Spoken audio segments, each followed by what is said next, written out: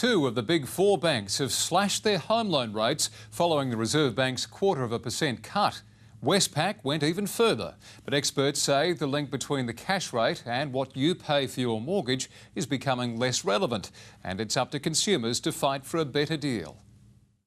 It sounds great on the surface. Our two biggest banks, the Commonwealth and Westpac, cut their mortgage rates immediately. The Commonwealth by 0.25%, Westpac by more, 0.28%.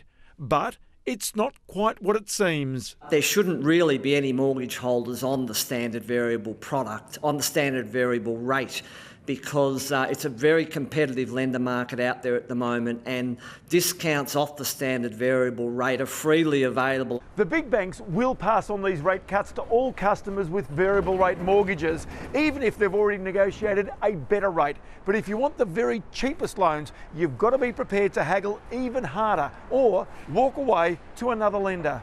I think it's in every Australian's best interest to find to look at what their options are. The cheapest loans we're seeing, even before the RBA cut, are starting at 4.48%. So take a $500,000 loan at the bank's standard variable rate of 5.7%. Your repayments are $37,560 a year.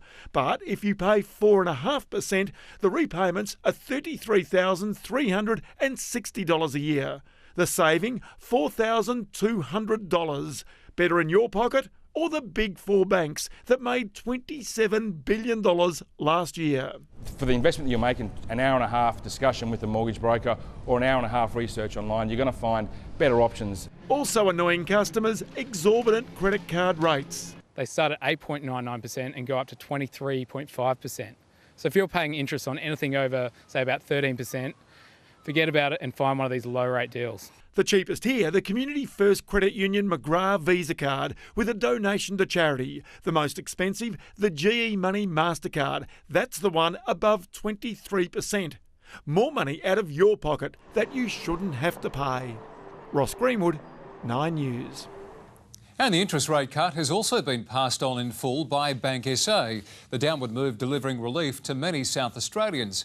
Reporter Samantha Vardis has been speaking to locals in Adelaide's north. And Sam, how are people reacting to the hip pocket relief? Well, Brenton, as you'd expect, people have welcomed the news with open arms. I spoke to many mortgage owners here at North Park Shopping Centre today who said they benefit from low interest rates by being able to pay off their debts quicker. Take a listen to what they had to say. I've got my wedding first. I'll get that out the way. After wedding honeymoon, then definitely be putting it all on the mortgage. And we are looking to reinvest, so yeah. It's helped us tremendously. $50 a month doesn't sound like a lot, but over 30 years it certainly makes a big difference in the long run. And they always talk about getting rid of bad debt as fast as you can, so you know it's money we're not used to now, so any saving can help get that to go down a bit faster. Now, I also spoke to a financial advisor today who said the biggest risk for people at the moment is actually going out and blowing their savings. Take a listen to the advice he had to give. Paying debt down is the best investment you can make in your future, and take the opportunity while it's there, because it won't last forever. So there you have it, Brenton. While low interest rates is good news for people, the advice from the experts is to pay your debt off rather than splurge. Yep, good advice. Thank you, Sam.